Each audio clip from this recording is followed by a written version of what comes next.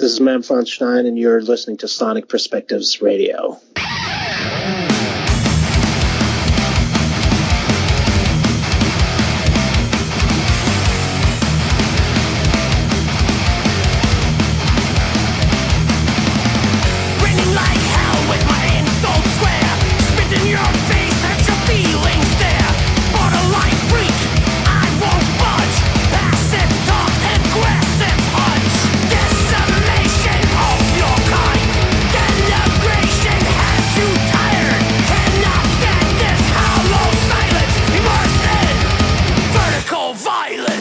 This is Michael, the MettleAngel, otherwise known as MettleMayu, contributing writer for Sonic's Perspectives, and I'm speaking to the one and only Mem Von Stein from Exumer about the brand new album Hostile Defiance, and as well as just the whole career of Exumer in general. How you doing today? I'm good. How are you? I'm good. I'm a little rattled, I guess. A couple things going on. It was unexpected, but I've been listening to the new album nonstop and really enjoying it. I'm glad. I think a couple people give me backlash because of the I keep saying, well, you can't deny the Bonded by Blood and Total Exodus influences, and people are like, well, what do you expect? It says like we've been listening to the same albums over and over. Right. But actually, my favorite song is Vertical Violence, and I have to say that it is Bonded by Blood, but it's still good lyrics and it's still good riffs. So. It's funny. I mean, we don't feel it that way, like when right. Basically, when you write music, you kind of like you go where the riff leads you to, whatever it is. And I until you mentioned it never crossed my mind, actually. Really? Yeah, it's weird. Like there's a song on the record that it's called Dust Eater, and right. A lot of people are referencing that as the Exodus song on the record, and I can see that, obviously. Yeah. But because it has an Exodus vibe and a feel to it, but that Vertical Violence was like never on my mind, not for a second. But it's cool. I guess whenever you start riffing like that, in that fashion, the Bounded by Blood comes up, but it didn't. When we wrote it, we didn't even think about it. That's cool. So it's hilarious that it came up. That's good. Yeah, totally. Yeah. I mean, it really, really. I was genuinely surprised when I saw that.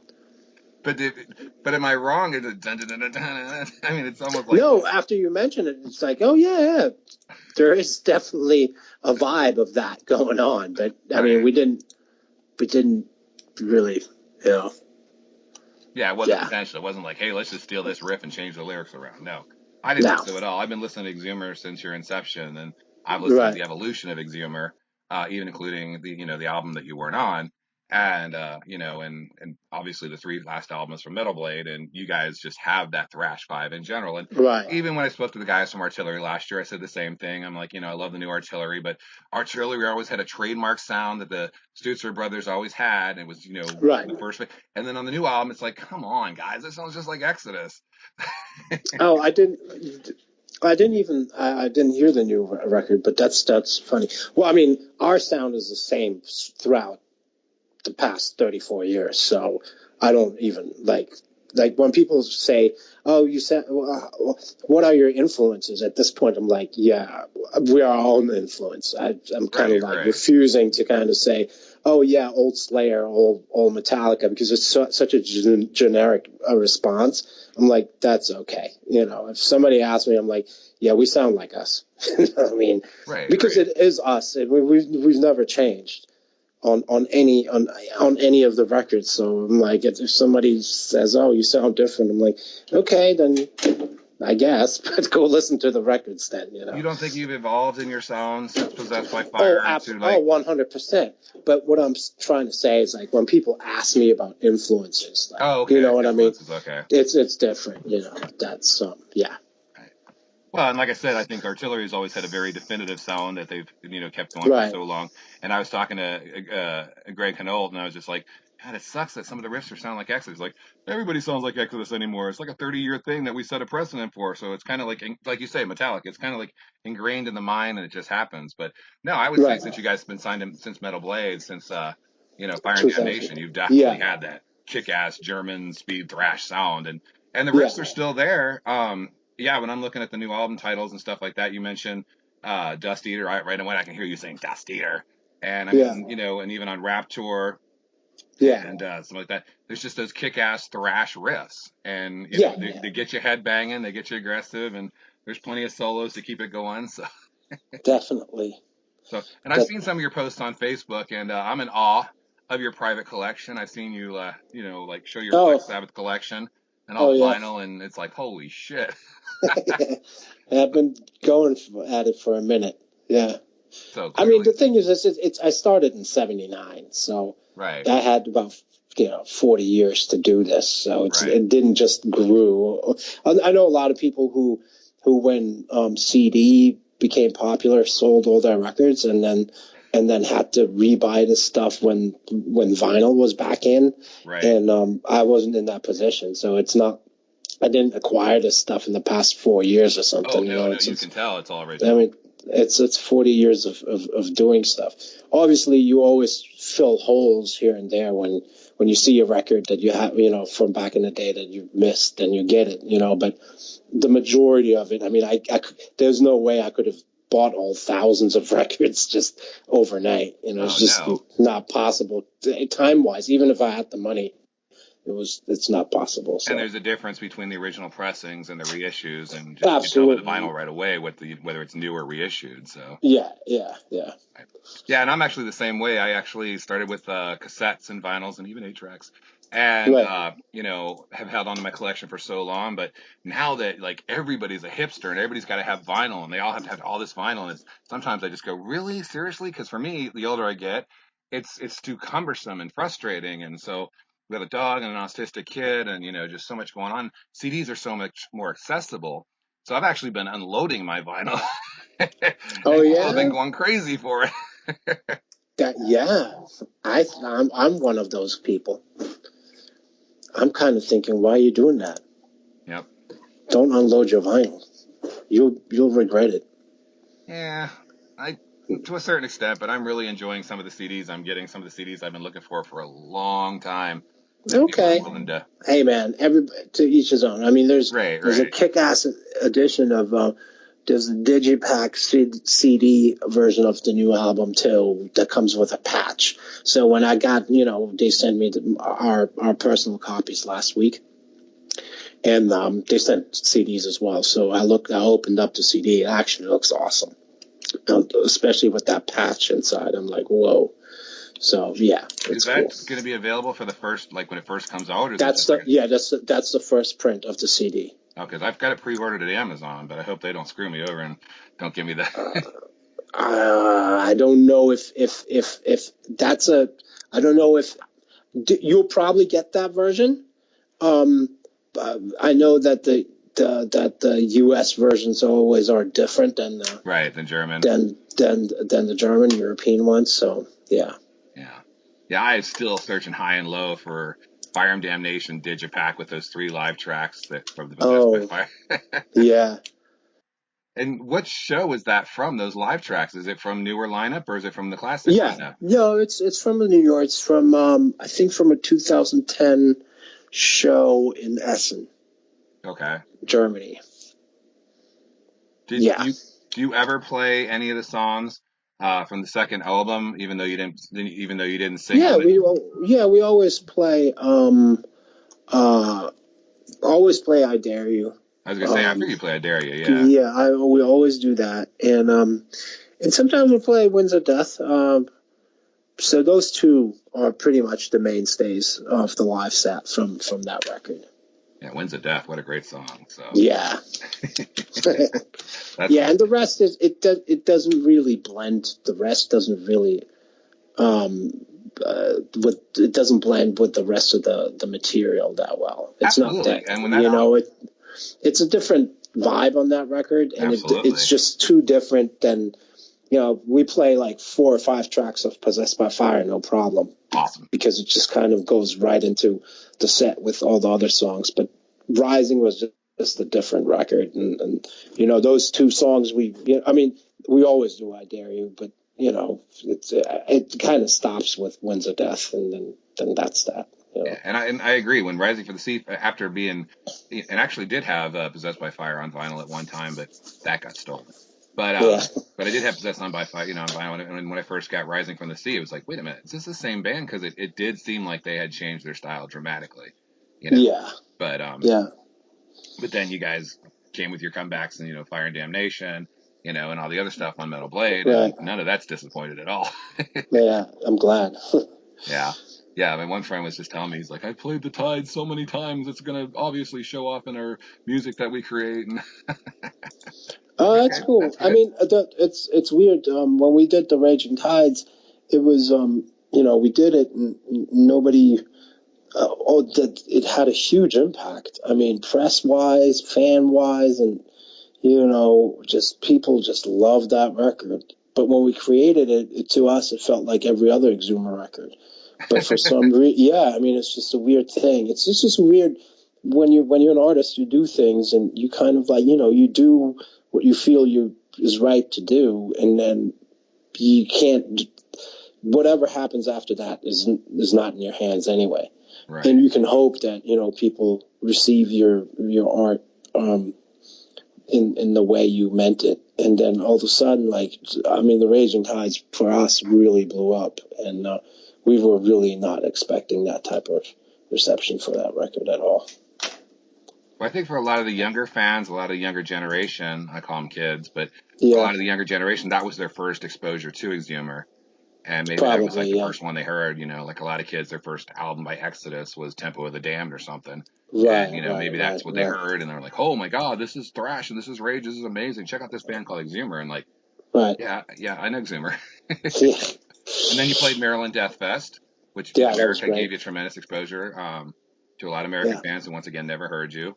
Yeah. So. No, yeah, that was great. I mean, that was a good move all around, because when you play in a show where there's a lot of extreme metal and you play music that is audible, it's different. I mean, don't get me wrong, I love death metal. I have a shit ton of death metal.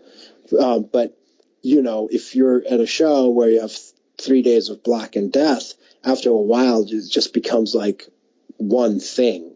Right. Unless you know the band and you know the songs. And it's impossible to go to a 3-day fest and know all the bands and all the songs. Right. So when we played there, our music is designed in such a way, if the sound is right, and we make sure the sound is right, you can actually hear the riffs, and the riffs are written in a way that they kind of grab you and move you, and that exactly happened, and it was a really important and successful show for us, because we kind of felt that, if we can get the audience on our side, which I think we did, it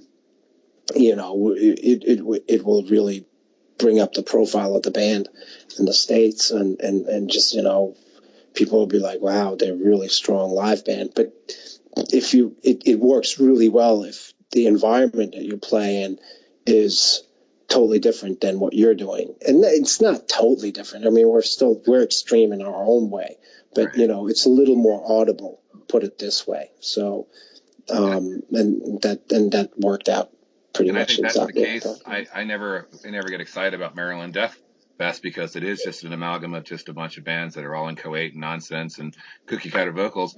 But then at the same time, you find out, like, one time Dark Angel's playing, or Kenzmas is playing, or Tankard's playing, and you're like, oh shit, I need to see these bands, Yeah, yeah.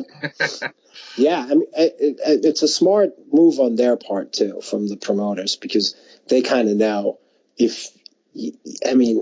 I don't care who you are. I mean, if it's fun to see something that's outside of the spectrum of what you're expecting. It just has to be good. And anybody they're not going to put any pop act in there, so it's going to be metal. And I always say it to everyone. I don't care how much of a death metal fan you are, you'll always like Dio, or you'll always like early AC/DC, or you'll always, you got to be tone deaf not to like that type of stuff, because it's metal. And and it's true. I mean, I have friends on Instagram that listen to some really chaotic stuff, but they'll sport their Kiss records or whatnot, because you just can't help it. Absolutely. And it's interesting you should mention that, because just a couple of days ago we went and saw Last in Line and got to hang out with the guys, and just what how awesome it was to hang out with Vinny Appice and get a guitar pick from Vivian Campbell and do all the DIO songs. And my friends were like, yeah, but it's not really DIO. I'm like, well, yeah, because Jimmy Payne and Ronnie James Dio have moved on, but the guys are doing their best, and I think that sounds pretty damn good. That's right. Right. Yeah. So yeah, I mean, and I agree too. It's like, metal is metal, and if you're going to be if you're going to be into it, and I mean, some of these people do just want to go in for the extreme and the shocking, but I just got finally the Venom box set, that MMX, and I've been playing the crap out of it, because it's like, oh my God, holy shit, this is like, I've been waiting to hear these versions for so long. So good. Absolutely. But on the other hand, new Venom doesn't do squat for me. Yeah, it's a little difficult, put it this way. Venom Incorporated's good, even though they just lost Tony again, but Abaddon. But they the original, the Unholy Trilogy from 1981. Yeah, that's great. Set the precedent. I mean, when I first heard that stuff, and we had a thing called, growing up in California, we had a thing called Night Flight videos, and I first saw the video with Venom in there, and I had that one compilation that had all those great British bands, like I guess it was. There was like a bunch of bands on there. I don't know what it was called, but definitely some crazy stuff. And Avenger was on there, but it wasn't the German band, so it was a British band. There was a couple other bands on there, and I was just hearing those Venom songs. Was like, oh my God, this is so extraordinary. Didn't even know what to call it, Right. So, but you're right. I think a lot of people now say that everything's saturated and everything. I was talking to a guy who was a promoter on Saturday, and he. Pretty sad. I still call him Kids, but he was going through all these shows he's booked, and he's like, oh, I got Summer of Slaughter, and I'm like, oh joy. He's like, oh, what do you think's the best band? I'm like, well, there's a couple bands on there that stand out that are really good technical, phenomenal bands like Misery Index and some of these bands that might stand out. I said, but after a while, I've covered so many Summer of Slaughters, I just walk away with a giant headache. He's like, well, I got some other ones coming. I got some band called Altitudes and Attitudes, and I don't know who they are. I'm like, that's Dave Ellison and the bass player of Anthrax. You don't know who those are? And he's like, no, you think that'll do anything? I'm like, well, if you put Dave Ellison from Megadeth and you put Frank from Anthrax, they might do something. But then the one that really kicked me was just like, well, Halloween show, there's some guy called Lizzie Borden. I don't know about Lizzie Borden, and I'm like, oh God, you're killing me here. Yeah, that's rough. And then it was just like, he's like, well, what is he anyway? I'm like, he is a singer of a band called Lizzie Borden that's been around since before you were born. I said, and they've been doing theatric rock and shock way before some of these other bands that got so much notoriety. Obviously stealing from Alice Cooper, but way before some of these shock rock bands now that, like Ghost. And it was just like, so you think I should book this band? I'm like, if you book this band, I will make sure my people come. That's cool. Yeah. So, but it is awesome. Kind of frustrating, because these kids, like I said, they do, obviously they've grown up in a digital age, and sometimes it's the one album that they've been exposed to, and then they just go from there. And, sometimes it is like, come on. And like you say, your Black Sabbath collection is authentic. You bought the vinyl when it first came out, and all this other AC/DC as well. I know I just started with some of my Black Sabbath and AC/DC, but they were a little rough. I was okay with it, but I wish my Exumer vinyl had never been stolen, because I remember the day I bought Possessed by Fire, and my first heard that everything thing is like, you're possessed by fire, and then the whole album, and Zyron Darkstar, and just all those songs. And that's still my favorite Exumer album to this day, because it's the first one I heard, and I was inundated with great German thrash at that time, and you guys just stood out. And now it's kind of cool, because I just got the new Protector, and that kicks ass. And I told Martin Missy the same thing. Like, damn, you guys are still, even if he's the only original member, I was like, you guys are still kicking ass too. Yeah, hey, if you know how to do it, then you kind of like keep on going, if you know how to work that thing. And are you still active in any other bands, like any of the other bands you were in for a while, or? I'm doing a project called Skull Pit, and I heard about it. Okay. Yeah, Skull Pit is on Metal Blade. It's me and on vocals, and my friend Tatsu from Church of Misery. He plays bass and writes all the music, and that's like a new wave of British heavy metal act, like Motorhead, Venom, that type of thing. Yeah, it's if you're into that type, it's course. It's very much into that. It is that, and it's we kind of live out our childhood heroes, and worshiping Motorhead, worshiping Venom, and it's a fun project. So that's what I'm doing. So if I'm not doing Exumer, I'm doing that. Is that out now? Is that available? That's out. Yeah, that came out last October, I think. Damn, I must have missed it. It's on Metal Blade? It's on Metal Blade, yeah. Damn, I must have missed it. When they send me those promo emails, they put like 6 bands in one email. Yeah. And, you kind of have to look and say, oh, do I want this? Do I want this? Black Dahlia Murder? Do I want this? Oh, Exumer. So I might have missed it. I'll have to look it up. Definitely. Yeah. Hell yeah, if it's Motorhead and Venom Worship, who wouldn't want to listen to that? Yeah. Check it out. You'll like it, yeah. I mean, once again, another great fallen hero. I know, speaking of Motorhead, I was telling this to Nige of Onslaught. Speaking of Motorhead, I went and got the Motorhead beer at my local semi-liquor store because it's not legal for straight alcohol in the States. But here in Ohio. But I went and got the Motorhead beer, which is awful tasting, by the way. But anyway, I got the Motorhead beer, and the guy was like, "Oh yeah, Motorhead, Ace of Spades. Are they still touring?" I'm like, "They're all dead." Like, yeah, what? No, really? I'm like, the original trinity of Motorhead, the guys that started it all. Yeah, unfortunately, they've all passed. No way! I thought they were all like still on tour, and like, oh no, I wish. No, unfortunately. But yeah. So are you guys planning? I guess you still never officially toured the U.S. other than Maryland Death Fest. Are you guys ever planning a tour, or is it? Yeah, we're actually looking into touring the United States in October. Oh, really? So yeah, we're looking at from the 4th to the 19th of October. That's the timeline. That's getting booked right now, I think, and that's pretty exciting. Once we have everything written in stone, we'll go out, do our posts, and obviously let everybody know.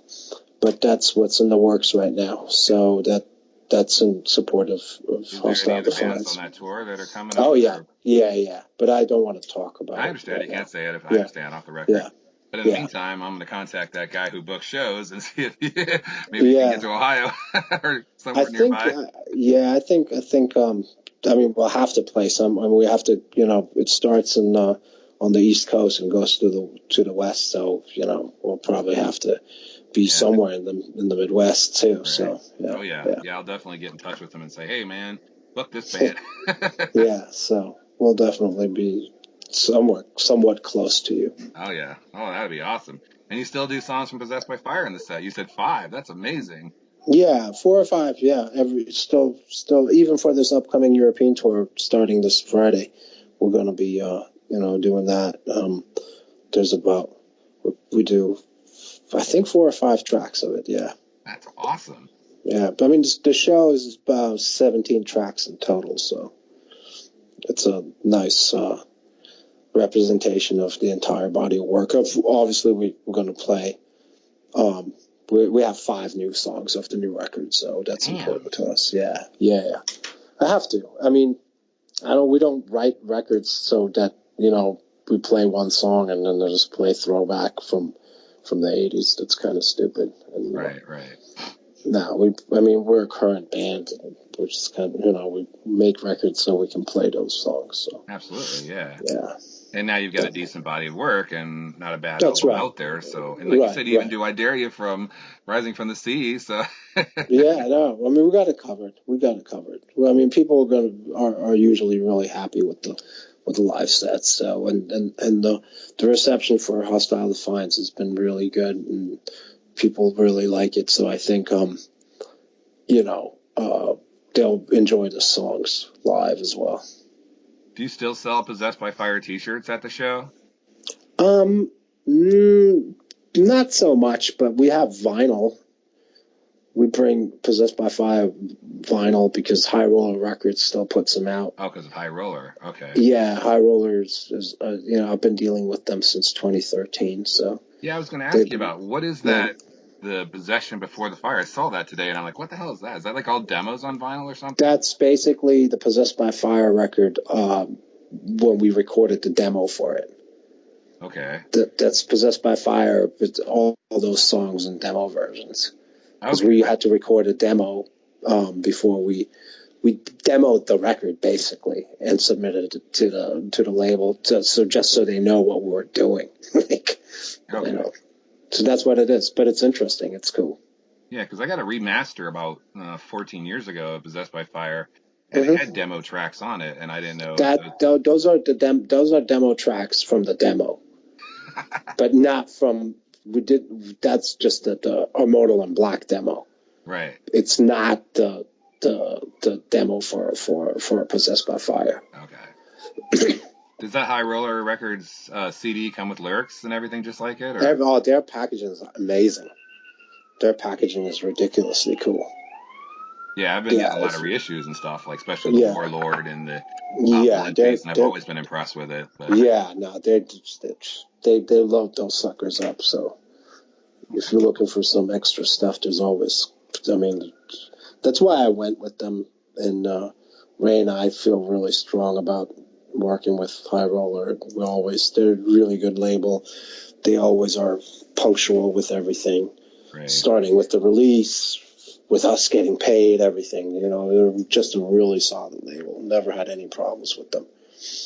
That's cool. So obviously, you know, it's good to have a home for your reissues where everything is under control.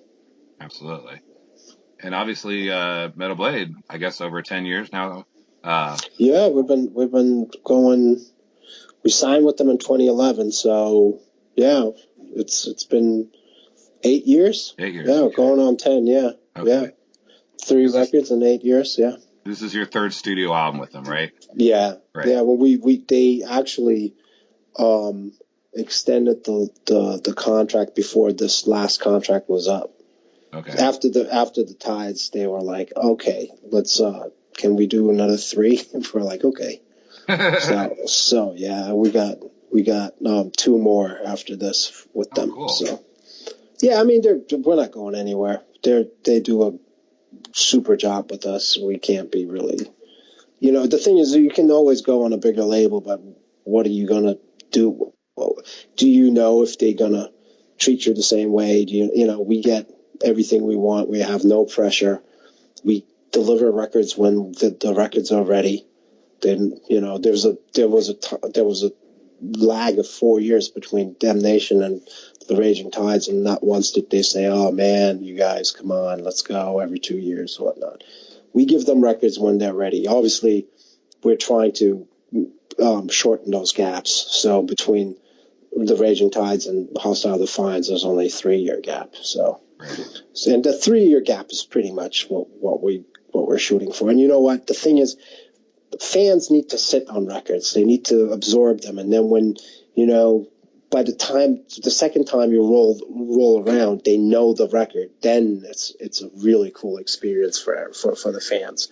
It doesn't help you to put out records every 18 months, you know, especially not in this environment where there's so many things coming out all the time. So, you know, it's just so much. And I think you know, you're doing yourself a disservice if you're putting out stuff every, like I said, 18 months or even more. I know bands that put out stuff almost like every year or every 8 months, and I'm like, man, ain't nobody buying your records, bro. You know, it's just not gonna. They're not gonna, because there's 15,000 other things coming out, and unless you're, you know, you let people, you know, the reason why our records also are received the way they are is that people are curious and they haven't heard from us for a minute, and they're like, oh, we liked the record before. Everybody loved the Raging Tides. Now it's been 3 years. Now everybody's ready for a new Exumer record. So that's how you got to run it. I mean, that's how I feel anyway. No, I agree totally. And you're right. It's definitely a grower. I mean, first couple of times I put it in, I'm like, oh, okay. And then all of a sudden I started listening to it more carefully, and I'm like, oh, wait, this kicks ass. This is cool. And the lyrics, you always get with lyrics. You always get with the writing lyrics. The solos are great. And then, I don't know, I was doing something. I was watching some movie on Prime or something, like Gas Pump Girls or something. All of a sudden I heard, dun, dun, dun, dun, dun, and I'm like, bonded by blood, vertical violence. So you're right. It's probably unconscious. It's been happening for years with bands, and whether they want to admit it or not. Real quick, just out of curiosity, what made you cover Scorpions' He's a Man, or He's a Woman, She's a Man? It was, well, the idea of cover tracks is always, we don't want to cover anything within our genre, but something that, that can be challenging and that we're fans of. Obviously, we're huge fans of, I mean, not obviously, but we are huge fans of Scorpions, Uli wrote era, and whereas, and it's it's out of the genre, but the song is pretty quick it's a fast song for that time. Right. And it was kind of lend itself to kind of thrash it up a little bit. And we had fun doing it. And, like I said, it's not a Slayer song or something that we're covering. Right. So, we make it our own, and it was just it was a good fit. And when we started playing around with it and we felt it was good, boom, took it. Same with Supposed to Rot from the from was fantastic. Yeah. Better than the original. Thanks. No, I mean, it's the same thing with that. I mean, it's outside the genre. Obviously, I'm not a death metal singer. I'm not trying to be. And, right. And, well, we don't play it death metal. We play it thrash. Exactly. German and thrash. Yeah, and I mean, that's interesting to us. For us, it's not interesting to play, other people's music if it sounds exactly like your own music. Right. And Scorpions is traditional German metal, your roots, and the Exumed is Swedish death metal from the early '90s that makes a difference. So yeah, and you're right. It's like I'm not a big Entomb fan either, but as soon as I heard that song, I'm like, wow, that's a great cover, and it's short and it's fit, and it's just very concise with the album. Awesome. Yeah, it's kind of cool to. I'm pretty opinionated, so when I posted that thing about vertical violence being bonded by blood, I've been an Exumer fan since Possessed by Fire. That's so cool. I've listened to the evolution of the sound, so I knew you guys weren't. There are a lot of bands out there, especially younger bands, who are just rehashing riffs, and there's a lot of those new thrash bands I respect, but I just can't get into. And I know they're just trying to do their best, but ultimately they're going to sound like so many of the Bay Area bands. But I've listened to so much German thrash like you say. That's the other thing I was going to ask you is you've got this contract with Metal Blade coming up. It doesn't bother you that you'll be mid 50s, late 50s, still touring, putting out albums. Hey, as long as it sounds good, as long as we have something to say, and as long as we deliver good records that people like, then that's fine. The minute we kind of sound weak, we're just going to stop. Okay. Not going to do it. I'm only going to do it. Our records still, I mean, by what people are telling me, they say you guys still have the fire. As long as we have the fire, we keep the fire going. When it kind of is out, when the fire's out, that's when we stop. Exactly. Well, I really hope to catch you this fall, man. I've been waiting my whole life to see Exumer, so especially to hear those old Possessed by Fire tracks and then new songs mixed in with it. So you say mid-October? I'll talk to my promoter and make sure he books something in Dayton, Ohio, Indiana, Kentucky for a show. All right, Mem, in wrapping this up, one thing we like to do is have the person choose, because we can play a song for you. Mm-hmm. What song would you choose from the new album that you would really like for fans to hear? So why don't you play King's End? King's End, okay, sounds good. Yeah. It's got a great solo in it, so that's cool. Yeah, awesome.